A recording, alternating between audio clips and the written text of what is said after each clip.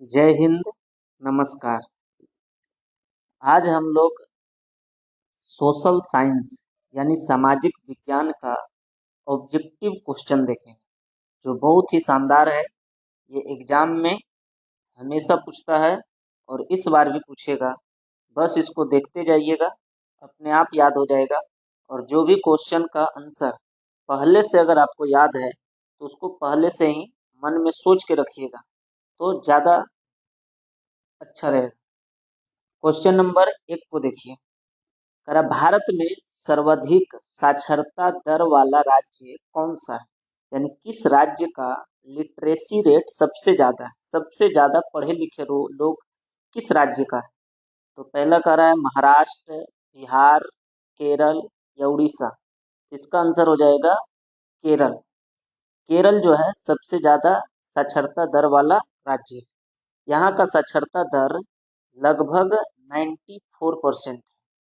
जबकि एक क्वेश्चन और पूछता है कि सबसे कम साक्षरता दर वाला राज्य कौन सा है, तो उसका आंसर होगा बिहार। बिहार का सबसे कम है। बिहार का साक्षरता दर अगर पूछे तो उसका होता है लगभग में 61.80%। चलिए क्वेश्चन नंबर 2 को देखिए। कह रहा है एक स्वयं सहायता समूह में बचत और ऋण गतिविधियों के संबंध में अधिकांश निर्णय किसके द्वारा लिए जाते हैं, बैंक, सदस्य, सरकार या मुखिया। तो इसका आंसर हो जाएगा सदस्य। देखिए एक होता है स्वयं सहायता समूह जिसको कहते हैं SHO, नहीं SHG, सेल्फ हेल्प ग्रुप, स्वयं सहायता समूह। ये सब देखिएगा तो गांव में चलते रहता है। SHG स्वयं सहायता समूह, इसमें लगभग एक ग्रुप में 10 से 12 महिलाएं होती है जो खुद से 10 रुपये 20 रुपये करके पैसा इकट्ठा करती है और फिर उसी में से किसी का जरूरत पड़ता है तो वह लेती है और उसी पैसे से काम चलाती है। इसी को कहा जाता है SHG, स्वयं सहायता समूह, सेल्फ हेल्प ग्रुप। तो इसका निर्णय जो है कौन लेता है, तो उसी का सदस्य जो उसमें जुड़ा हुआ रहता है। अगला क्वेश्चन देखिए।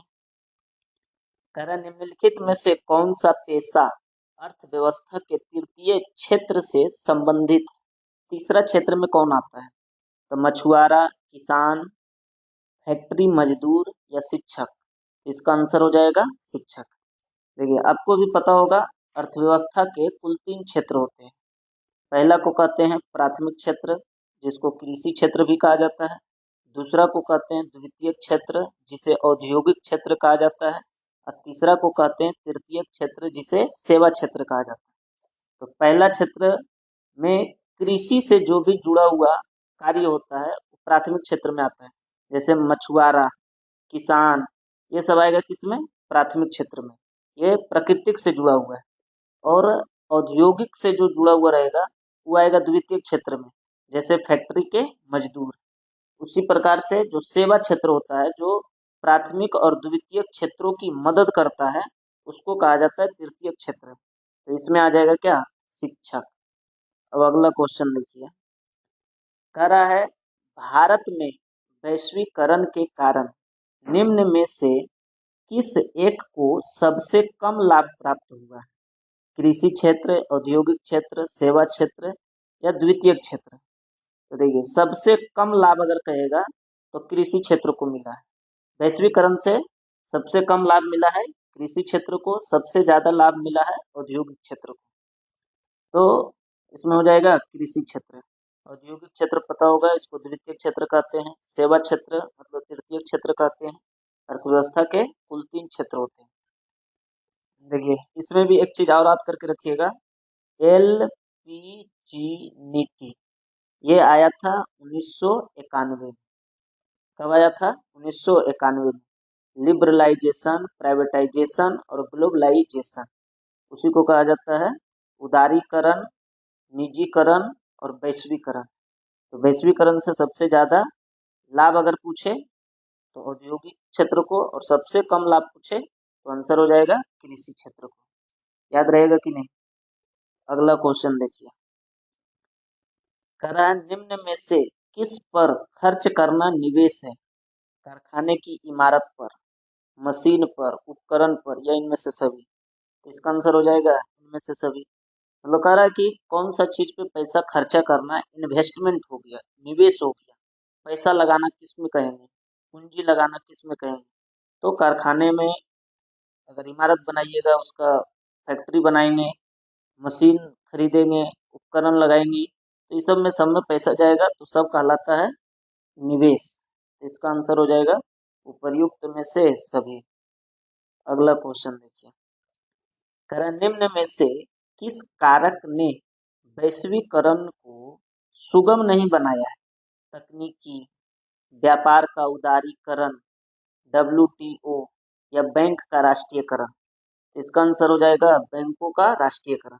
देखिए, बैंकों के राष्ट्रीयकरण होने से वैश्वीकरण को कोई ज्यादा फायदा नहीं हुआ है। वैश्वीकरण का मतलब होता है विश्व से व्यापार आसान बनाना, एक दूसरे से आसानी से व्यापार कर सकता है, उसी को वैश्वीकरण कहा जाता है।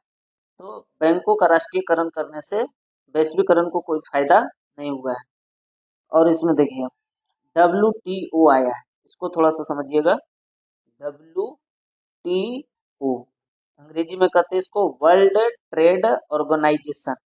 इसका स्थापना हुआ है 1 जनवरी 1995। एकदम इस डेट को याद करके रखिएगा। इसमें अभी लगभग में 164 देश हैं इसके सदस्य हैं। और 64वां देश कौन सा है? तो अफगानिस्तान। ये अंतिम में इसका सदस्य बना है अफगानिस्तान, 164वां सदस्य। और इसमें कुल कितने सदस्य देश हैं? 164। अगर इसका हेडक्वार्टर पूछे, मुख्यालय, इसका मुख्यालय है जेनेवा। इसका मुख्यालय कहाँ है? जेनेवा, यानी स्विट्जरलैंड। जेनेवा कहाँ पड़ता है? स्विट्जरलैंड में। तो इतना जो है इससे याद करके रखिएगा। WTO का फुल फॉर्म होता है वर्ल्ड ट्रेड ऑर्गेनाइजेशन, विश्व व्यापार संगठन बोलते हैं। इसका स्थापना 1995 में हुआ। इसमें कुल 164 सदस्य देश हैं। इसका अंतिम सदस्य देश अफगानिस्तान है। और इसका हेडक्वार्टर यानी मुख्यालय अगर पूछे तो जिनेवा स्विट्जरलैंड में पड़ता है। अगला क्वेश्चन देखिए, कह रहा है जवाहर रोजगार योजना कब लागू की गई? तो इसका आंसर हो जाएगा आपका कितना, 1987।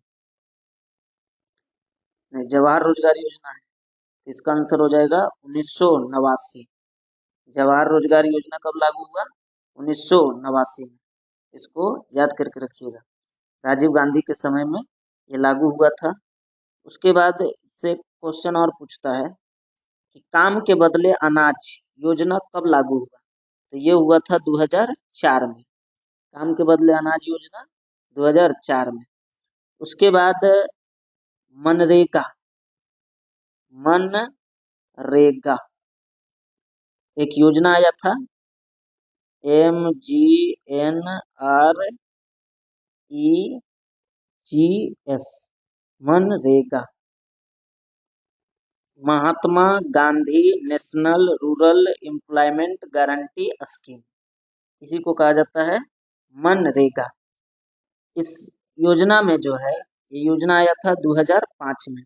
इस योजना के तहत जो है गांव में रहने वाले किसान, भूमिहीन जो किसान था, जो मजदूर था, जिसको काम नहीं मिल पाता था, तो उसके लिए जो है सरकार ने 100 दिन, साल में 100 दिन जो है कम से कम रोजगार देने की गारंटी दिया था। किसके तहत? मनरेगा के तहत। ये योजना कब आई थी? 2005 में। और काम के बदले अनाज 2004 में। इतना याद करके रखिएगा। यही सब पूछेगा, खाली क्वेश्चन को याद करने से कोई फायदा नहीं। जब तक उसका जो है उसके इर्द गिर्द का जो इम्पोर्टेंट प्रश्न रहता है, जब तक उसको ध्यान में नहीं रखिएगा कोई फायदा नहीं होगा। अब अगला क्वेश्चन देखिए, 8 नंबर। कह रहा विगत कुछ वर्षों में बिहार में किस क्षेत्र का सर्वाधिक विकास हुआ है? कृषि क्षेत्र, उद्योग क्षेत्र, सेवा क्षेत्र या इनमें से कोई नहीं? तो बिहार में पता होगा कृषि क्षेत्र का क्या हाल है। उद्योग क्षेत्र तो ऐसे भी जो है पूरा इसका बेड़ा गर्क होया हुआ है। कोई जो है कंपनी बिहार में आना नहीं चाहता है। तो कुछ वर्षों में जो है तो सेवा क्षेत्र में थोड़ा सा विकास हुआ है, तो इसको ध्यान में रखिएगा।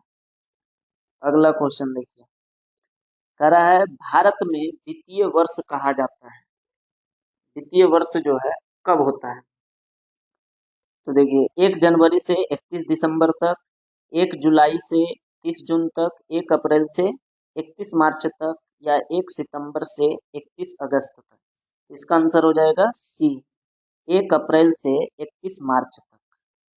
देखिए भारत में वित्तीय वर्ष यानी फाइनेंशियल ईयर, तो ये जो है 1 अप्रैल से 31 मार्च तक चलता है भारत में। जैसे अभी जो है भारत का वित्तीय वर्ष चल रहा है 2023 से 24, 2023 से 24 वित्तीय वर्ष चल रहा है। ये हो गया क्या, भारत का वित्तीय वर्ष। इसको एकदम याद करके रखिएगा, 1 अप्रैल से 31 मार्च।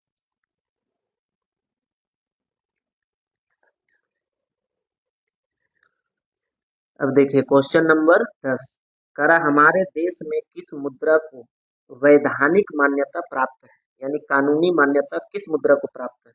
वस्तु मुद्रा, साख मुद्रा, पत्र मुद्रा, या चेक? इसका आंसर हो जाएगा पत्र मुद्रा। पत्र मुद्रा मतलब हुआ कागजी नोट, कागज का जो पैसा होता है। तो देखिए, और ये याद करके रखिएगा कि भारत का राष्ट्रीय मुद्रा क्या है, तो रुपया। भारत का राष्ट्रीय मुद्रा रुपया है। और देखिए, अगर आपसे कहे कि कागज का नोट जो होता है उस पे किसका सिग्नेचर होता है, किसका हस्ताक्षर होता है, तो इस पे होता है आरबीआई के गवर्नर का, आरबीआई के गवर्नर का। जैसे अभी वर्तमान में आरबीआई का गवर्नर है शक्तिकांत दास, तो अभी का जो पैसा होता है उस पे इसी का हस्ताक्षर होता है। जबकि अगर आपसे पूछे कि सिक्के और 1 रुपया का नोट किसके द्वारा जारी किया जाता है, तो वह वित्त विभाग के द्वारा जारी किया जाता है। और उस पर यानी 1 रुपये के नोट पर वित्त सचिव का हस्ताक्षर होता है।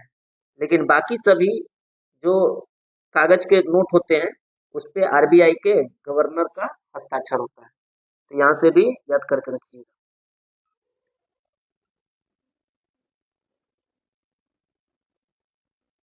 अगला क्वेश्चन देखो क्या कह रहा है, कह रहा है इंग्लैंड की मुद्रा क्या है, डॉलर, पाउंड, रूबल, या यूरो? तो इंग्लैंड की मुद्रा सबको पता होगा, यह है पाउंड। यहीं पर अगर देखें तो डॉलर, डॉलर कहाँ की मुद्रा है, तो अमेरिका, सिंगापुर, ऑस्ट्रेलिया, कनाडा, ये सब का मुद्रा डॉलर है। डॉलर का चिन्ह अगर आपसे पूछेगा तो ये होता है एस के जैसा, इसको काट दीजिए तो ये हो जाता है डॉलर का चिन्ह। उसके बाद पाउंड बोले तो पाउंड हो गया इंग्लैंड का मुद्रा। ये पाउंड स्टर्लिंग, इसी का पूरा नाम होता है पाउंड स्टर्लिंग, ये इंग्लैंड की मुद्रा है। उसके बाद है यूरो। यूरो कहाँ की मुद्रा है, तो ये यूरोपीय यूनियन का, यूरोपीय संघ का मुद्रा है। इसमें लगभग 20 देश आते हैं, 20 देश जो है यूरो मुद्रा को अपना करके है। उसके बाद है रूबल, तो रूबल ये रूस की मुद्रा है। रूबल कहाँ की मुद्रा है, ये रूस की है। अगला प्रश्न देखिए, कह रहा भारत में सर्वाधिक वर्षा वाला स्थान है, पूर्णिया, कोचीन, चेरापूंजी, या मासिन राम? तो ये हो जाएगा मासिन राम। मासिन राम कहाँ पड़ता है, मेघालय में। चेरापूंजी भी मेघालय में। मासिन राम, चेरापूंजी ये दोनों मेघालय में पड़ता है, यहाँ सबसे ज्यादा बारिश होता है। और अगर आपसे पूछे कि दुनिया में सबसे ज्यादा नमी वाला जगह कौन है, तो भी होगा मासिन राम, सबसे ज्यादा नमी वाला जगह। यहाँ पर देखिए बारिश सबसे ज्यादा क्यों होता है, तो भारत का जो इधर है पूरब साइड में बंगाल की खाड़ी, बंगाल की खाड़ी से जो इधर से मानसून उठ करके जाती है, वो जो है गारो खासी, या तो खासी नाम की एक पहाड़ी है, वो इस टाइप का है, 3 तरफ से जो है पहाड़ी से घिरा हुआ है। जब इधर से मानसून यानी बादल बन करके जाता है तो इस पहाड़ी के बीच में जो है जाकर फंस जाता है, और उसी में जो है घूम घूम कर बादल बन बन करके और वहां पे बहुत ज्यादा बारिश कराता है। तो सबसे ज्यादा बारिश कहाँ होता है? मासिनराम, मेघालय में। अगला क्वेश्चन देखिए, कह रहा है लेटेराइट मृदा का रंग कैसा होता है? तो लेटेराइट मृदा का रंग होता है लाल। कैसा होता है? लाल होता है। इसको भी याद करके रखिएगा। भारत में बहुत सारी मिट्टी पाई जाती है। 6 मृदा जो है बहुत ही महत्वपूर्ण है, जैसे जलोढ़, उसके बाद काली मृदा, लाल एवं पीली मृदा, लेटेराइट मृदा, पर्वतीय मृदा, मरुस्थलीय मृदा। पर्वतीय मृदा पर्वत के तरफ, पहाड़ों के तरफ पाया जाता है। मरुस्थलीय मृदा जो है भारत के ये पश्चिम साइड में पाया जाता है, राजस्थान और गुजरात के एरिया में। उसके बाद एक ये भी याद करके रखिएगा, काली मृदा में सबसे ज्यादा अच्छी फसल कौन सा होता है? तो कपास की। कपास की खेती सबसे अच्छा कौन सा मृदा में होता है? तो काली मृदा में। और जलोढ़ मृदा में तो धान और गेहूं की फसल होती है। जलोढ़ मृदा जो है नदियों के किनारे पाया जाता है। नदियों के किनारे में पाया जाता है जलोढ़ मृदा। सबसे ज्यादा भाग पे कौन सा मृदा फैला हुआ है? तो जलोढ़ मृदा है। यहाँ पर देखिए, लेटेराइट मृदा से एक और प्रश्न पूछेगा कि लेटेराइट मृदा का निर्माण किस प्रक्रिया से होता है? तो इसको कहा जाता है निछालन प्रक्रिया। कौन सा प्रक्रिया? निछालन प्रक्रिया। इसी को अंग्रेजी में कहते हैं लीचिंग प्रोसेस। लीचिंग प्रोसेस, निछालन प्रक्रिया। अगला प्रश्न देखिए, कह रहा है मुद्रा का प्राचीनतम रूप क्या है? धातु मुद्रा या सिक्के या वस्तु मुद्रा या पत्र मुद्रा? तो सबको पता होगा प्राचीनतम रूप जो है मुद्रा का कौन सा होगा? तो ये होगा वस्तु मुद्रा। पहले जमाने में जो है आदमी व्यापार जो है ना वस्तु लेन देन से करता था, वस्तु देता था, वस्तु लेता था। तो मुद्रा के रूप में वस्तु का ही इस्तेमाल होता था, उसी को कहा जाता है वस्तु मुद्रा। अगला प्रश्न है आपका, ये है कि निम्न में लौह अयस्क कौन है? Hematite, lignite, anthracite, chromite. इसमें अगर देखिएगा तो हेमाटाइट जो है ये लोहे का प्रकार है, लौह अयस्क है। कौन सा? हेमाटाइट। लोहा का जो है 4 प्रकार होता है। एक होता है हेमाटाइट, एक होता है मैग्नेटाइट, लिमोनाइट और सीडेराइट। ये 4 होता है, हेमाटाइट, मैग्नेटाइट, लिमोनाइट, सीडेराइट। उसके बाद ये सब जो दिया है लिग्नाइट, एंथ्रासाइट, ये सब लोहे का प्रकार नहीं है, कोयले का प्रकार है। और कोयले का भी जो है 4 प्रकार होता है, एंथ्रासाइट, बिटुमिनस, लिग्नाइट और एक होता है पीट। सबसे उत्तम किस्म का, सबसे बढ़िया कोयला अगर पूछे तो एंथ्रासाइट। सबसे घटिया किस्म का, सबसे खत्म कोयला पूछेगा तो पीट होता है। ये जो है हमेशा याद करके रखिए। अगला प्रश्न देखिए, कह रहा है इंदिरा गांधी नहर कहाँ है? तो सबको पता होगा इंदिरा गांधी नहर जो है ये आपका, ये क्वेश्चन में कह रहा है इंदिरा गांधी नहर कहाँ है?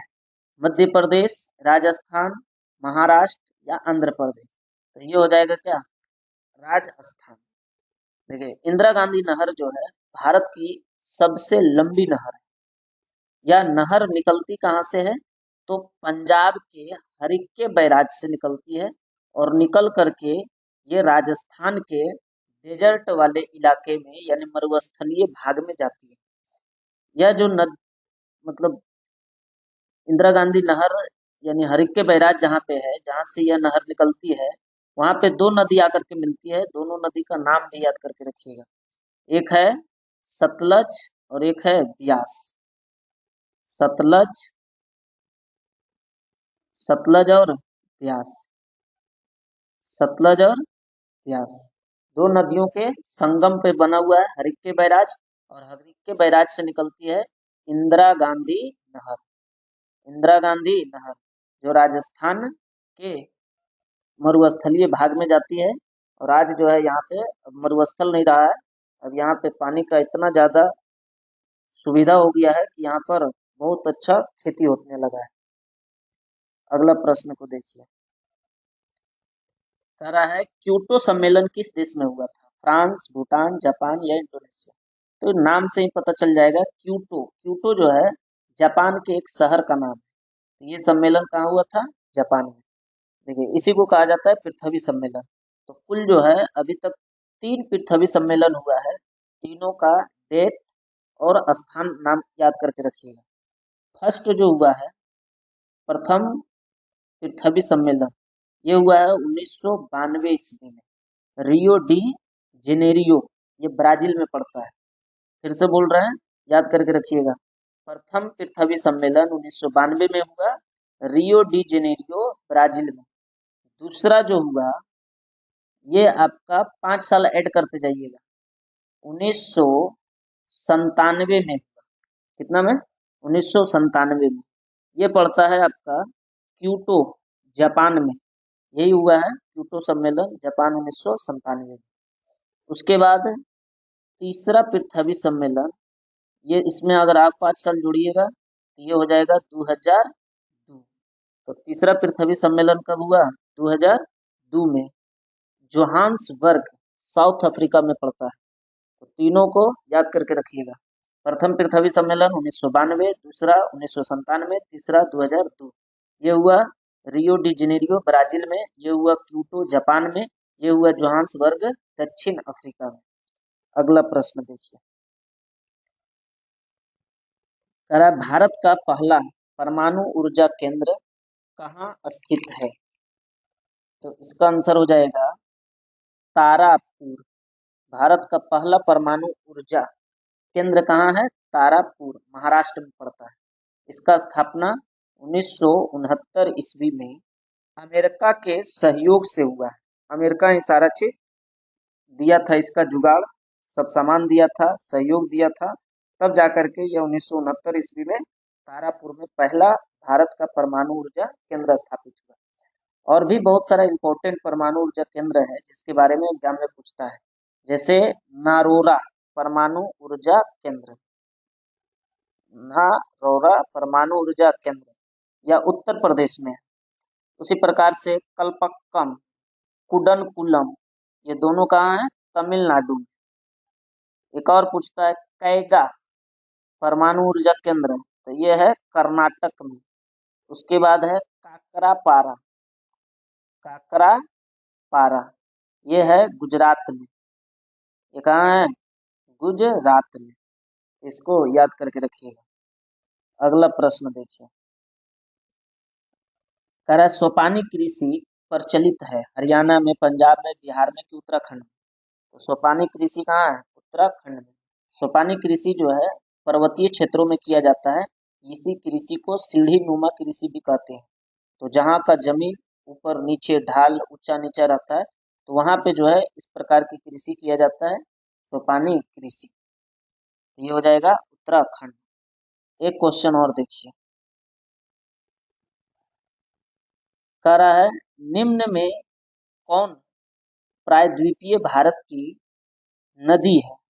माही, चंबल, कृष्णा या तीस्ता? तो देखिए, पर्वतीय भारत की नदी, तो भारत का आकार जो है दक्षिण में इस तरह का है, भी आकार का है। इसी को कहा जाता है प्रायद्वीपीय भारत। तो प्रायद्वीपीय भारत में कौन कौन सी नदियां बहती है? तो इसको देखिए, माही नदी जो है ये गुजरात में बहती है। चंबल जो है राजस्थान में बहती है। कृष्णा जो है ये आपका कर्नाटक से लेकर के आंध्र प्रदेश से होते हुए बंगाल की खाड़ी में गिरती है।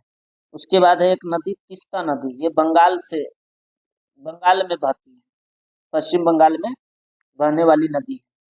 तो प्रायद्वीपीय भारत की नदी कौन सी है, मतलब दक्षिण भारत में कौन सी नदी बहती है? तो इसमें आंसर हो जाएगा क्या? कृष्णा। इधर बहुत सारी नदियां बहती है, कृष्णा, कावेरी, गोदावरी, महानदी, ये सब सब नदियां जो है दक्षिण भारत में यानी प्रायद्वीपीय भारत की नदियां हैं। यहाँ तक जो है याद करके रखिएगा, बहुत ही इम्पोर्टेंट प्रश्न है। और जो भी इसका एडवांस यानी जो अलग से बताए हैं वो सब क्वेश्चन तो और एग्जाम में पूछेगा, सब पूछने वाला प्रश्न है। इसलिए सबको अच्छा से ध्यान में याद करके रखिएगा, ताकि वहाँ पे आए तो क्वेश्चन छूटना नहीं चाहिए।